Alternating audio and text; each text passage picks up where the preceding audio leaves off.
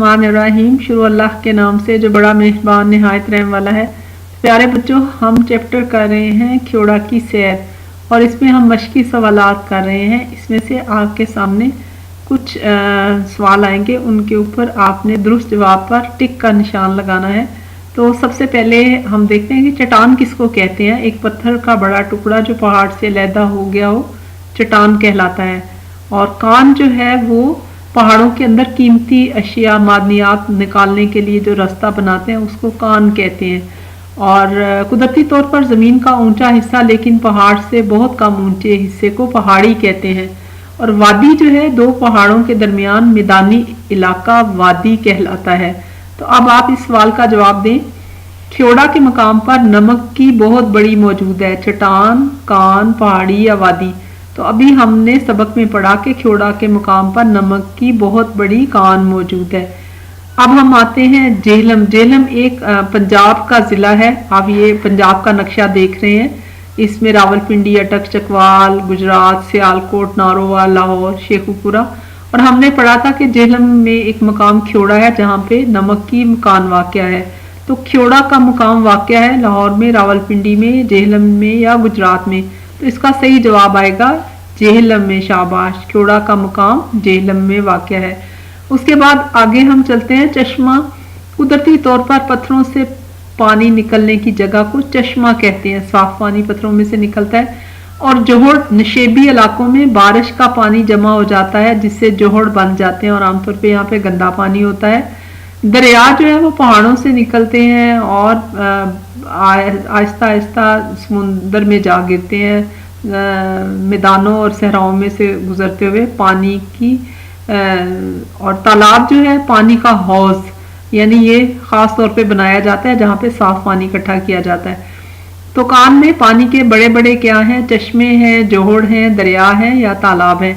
तो कान में पानी के बड़े बड़े तालाब हैं। अब हमें ये पता करना चाहिए कि एक कान में पानी कहाँ से आता है। तो असल में हवा जो बाहर से आती है उसमें नमी होती है और वो नमी जो है नमक में जज़ब हो जाती है और जिसकी वजह से काफ़ी ज़्यादा पानी कान के अंदर इकट्ठा हो जाता है जिससे ये पानी के तालाब बनते हैं। फिर आपको पता है कि थर्मामीटर वो आला है जिसे हम दर्जा हरारत मापते हैं। तो इसके सेंटीग्रेड और फ़ारेनहाइट में होता है और ठंडा इसमें पारा होता है। जब दर्जा हरारत ठंडा हो तो पारा नीचे होता है और गर्म हो तो पारा ऊपर चला जाता है। तो मोतदिल वो होता है जहाँ ना गर्मी हो ना सर्दी हो, ना ज़्यादा ठंडा हो ना गर्म। और बर्फीला, जब -, डिग्री सेंटीग्रेड से पारा नीचे जाता है तो बर्फ़ जम जाती है, इसको हम बर्फीला कहते हैं।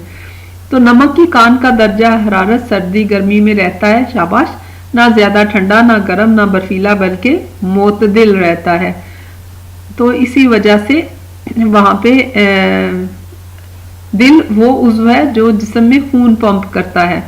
तो दिल जो है जिस्म के, आपको पता है धड़कन से हमें पता चलता है हमारा दिल चल रहा है। तो दिल की बीमारियां हसद, गीबत, चुगली और झूठ ये दिल की बीमारियां हैं। और अल्लाह ताला कुरान मजीद में कहते हैं कि असल में इंसान के आंखें अंधी नहीं हो जाती बल्कि दिलों पे कुफल चढ़ जाते हैं जो कुरान पे गौर नहीं करते।